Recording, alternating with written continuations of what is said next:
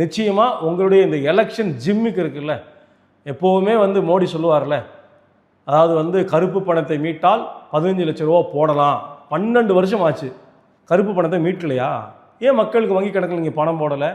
ஜூம்லா பாலிடிக்ஸில் தொடர்ந்து இவங்க பண்ணிகிட்டே இருக்கிறாங்க. அந்த ஜூம்லாவில் மற்றும் ஒரு ஜூம்லாவாகத்தான் இந்த 7,500 ரூபா 75 லட்சம் பெண்கள் பீகார் அப்படிங்கிறத மோடியும் பாஜகவும் நிதிஷ்குமார் உதவியோடு அங்கே அரங்கேற்றி இருக்கிறார்கள். மக்கள் மத்தியில் இவர்கள் அம்பலப்படுவது உறுதி. பீகார் மாநிலத்தில் தோற்று போவதும் இருந்த இடம் தெரியாமல் பாஜக நிதிஷ்குமார் கூட்டணியை மக்கள் அப்புறப்படுத்த போகிறாங்க.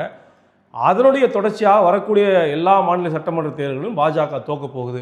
ஆகவே நேரடியாக போய் வாக்குக்கு பணம் கொடுப்பது என்பதை தாண்டி ஒரு அரசு திட்டத்தின் பெயரால் வாக்காளர்களை கவருவது, வாக்கு வாங்குவது என்கிற ரொம்ப ஒரு மோசமான அரசியல் பாதையை பாஜகவை தேர்ந்தெடுத்திருக்கிறது.